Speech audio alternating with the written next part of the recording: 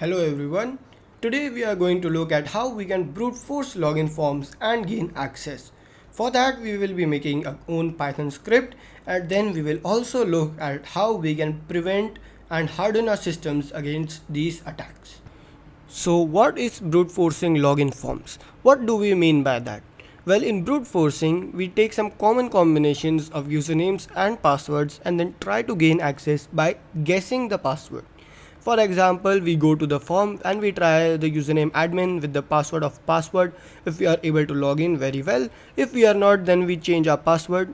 So then we can use the password of admin. So username admin, password admin. If that does not work, then we say username admin, password 123, and so on. And we try all these common passwords until we gain access or we exhaust our word lists.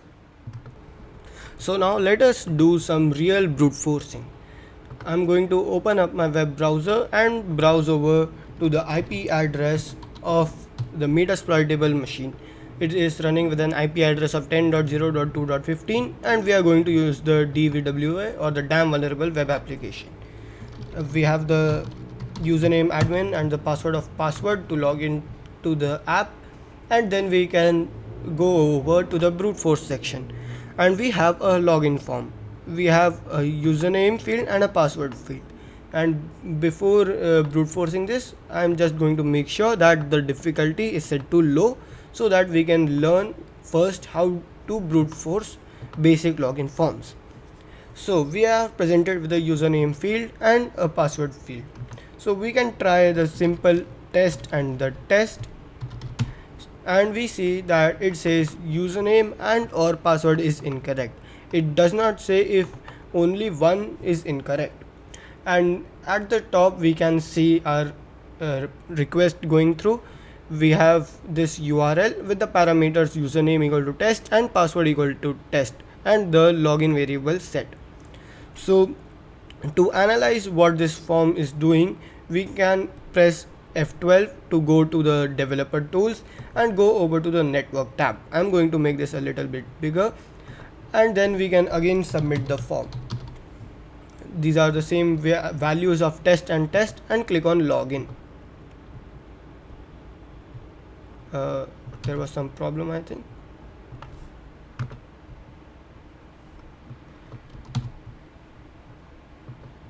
So I'm going to log in with the values of test, and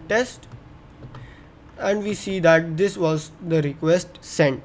We sent a get request to this URL, and we send the username and the password as part of the get request. So most forms use post requests, but this one is using a get request, and these are the following parameters. So now what we can do is create a Python script or a script in any other language to brute force this. So I'm going to be using Python to do that because it's my go-to language, and we can simply create a, let's say, brute.py, and we can start with the usual shebang line, user bin n python 3, and we are going to use the requests module, which will allow us to make HTTP requests to any domain that we want. And I'm also going to copy this URL and say that URL is equal to that thing, put it in quotes, and I'm going to remove the parameters like that. Then we can simply test our requests module, try to make a request using the requests.get method. So what this will do is perform a get request to the URL that we send it, and then we can do a print the request text, the text that we receive after performing this request. I am asking it to print it out, and now we can run this by doing python 3 brute.py, and we got this. So if you look carefully, we are not going to this login form, but we are actually at the main login form, which says the default username is admin with the password of password, the login form to the DVWA. So to be able to log in into that, we need to set the following cookies.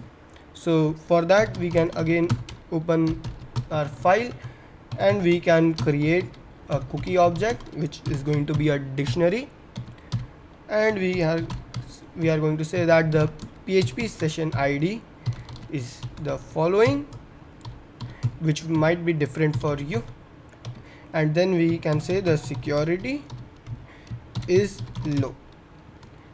So I did nothing, just copied these cookies into a dictionary for Python, and in our requests.get function we can simply say cookies is equal to that, and I'm going to call it cookies.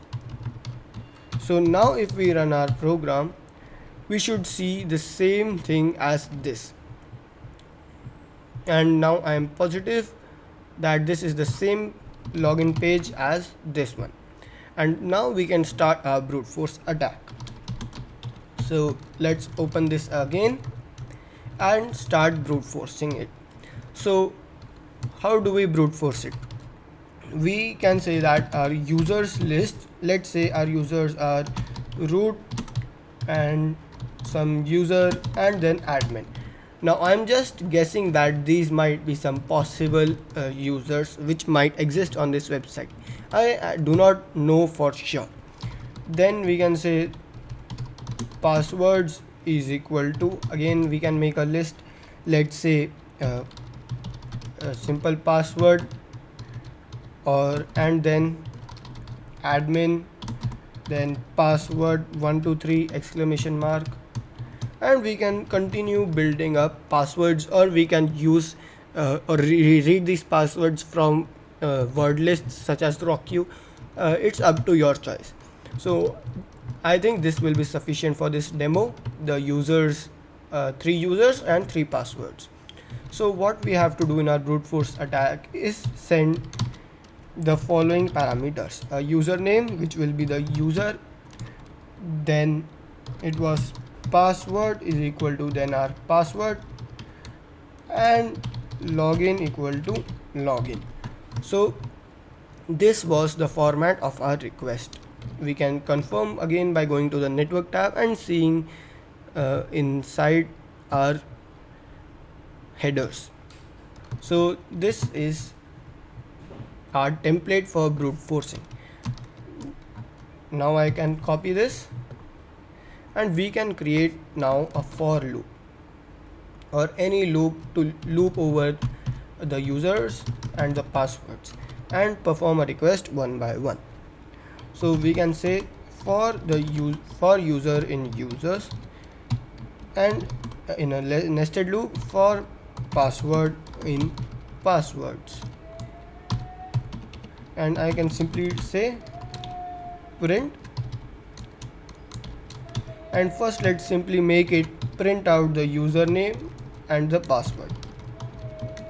So I'm using an F string of Python here, which is just a neat and clean way of printing out these variables, and now it should simply print the username, password, username, password, username, password in this format.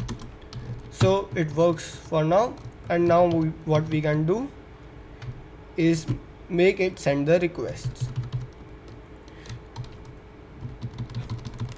So we can again use our F string template by using these curly braces. So if I now print this out,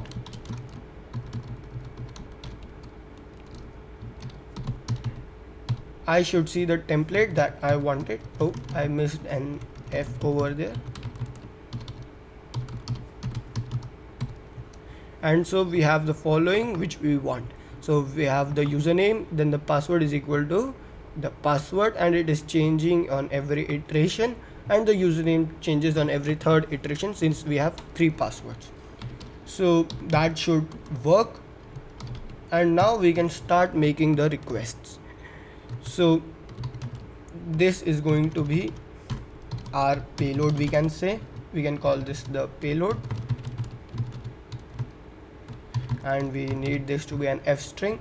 And now what we can do is say request.get URL plus the payload.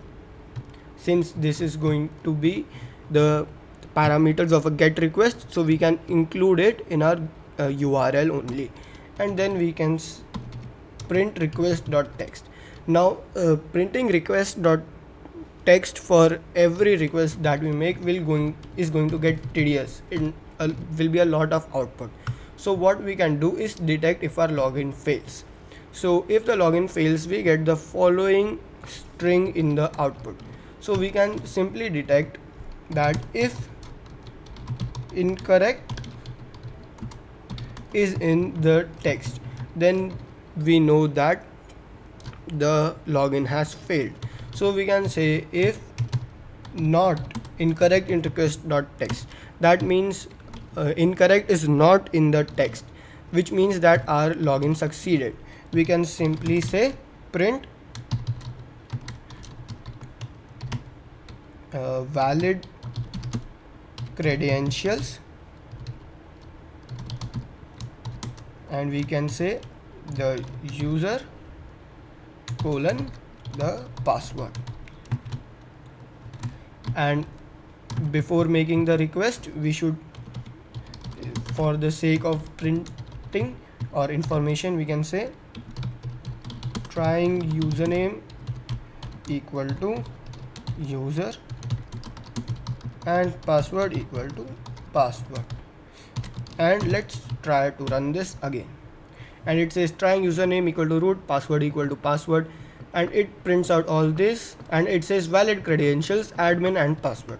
So now we can try to log in with the credentials of admin and password, and we see that, let me close this, welcome to the password protected area admin. That means we have successfully gained access by simply trying to guess the password.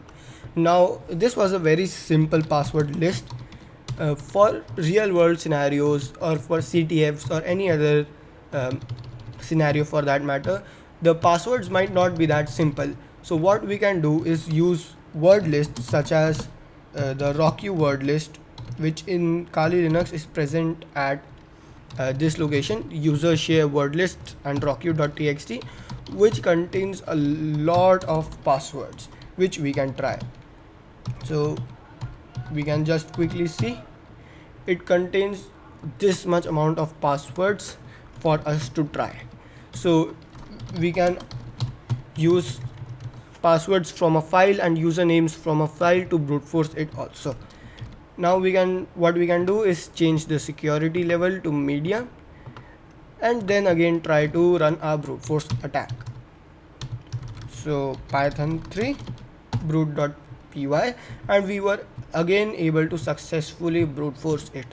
I don't know what it's doing behind the scene to increase the security. We can try to run this again, and we are again able to find the valid credentials.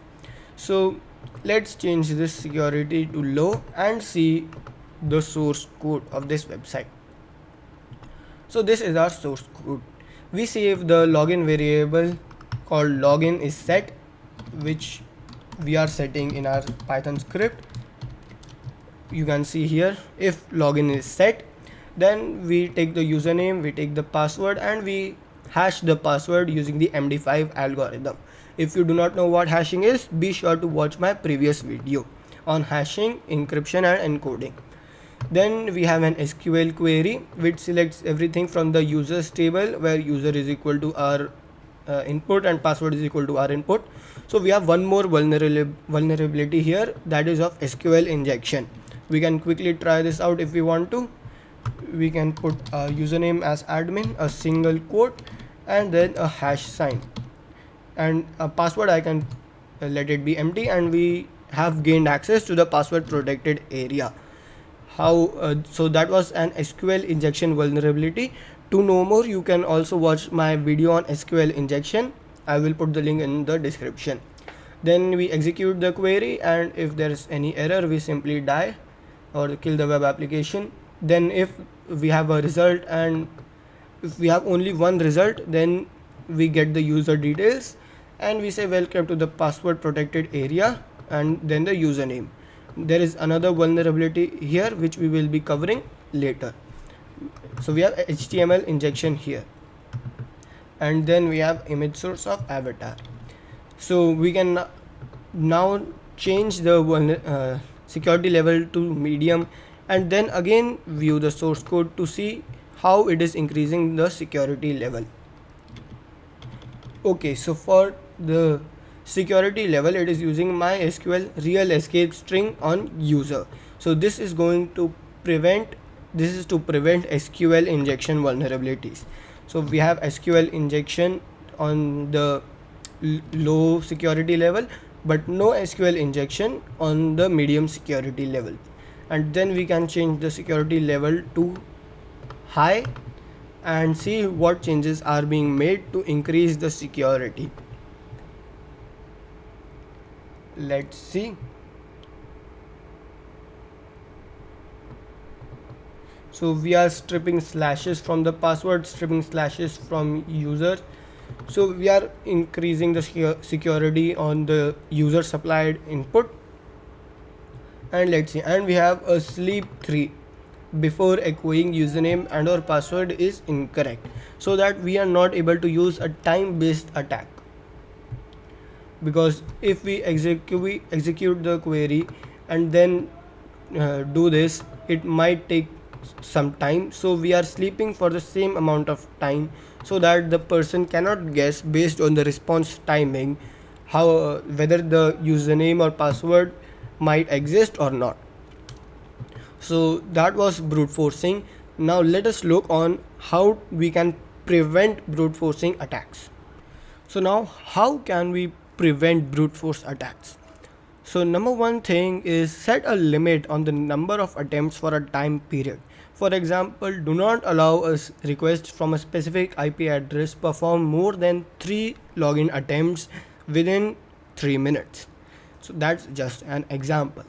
Then ban IP addresses after more than the number of attempts specified using tools like fail to ban. For example, if we have 3 login attempts and an IP address is performing 5 login attempts in that time period, then it is most probably a brute force attack. And the safest way is simply ban that IP address for a small time period, for example 2 minutes. So this does not prevent brute forcing but slows it down. The next thing we can do is use a strong password policy. So by enforcing strong policies, what happens is that the passwords are not easily guessable. So if we use strong passwords, they are less likely to appear in common word lists such as ROCU, and so there is a less chance of them being guessed. Note that brute force attacks cannot be prevented altogether. However, we can secure our machines against them and harden them against the attacks. Thank you for watching.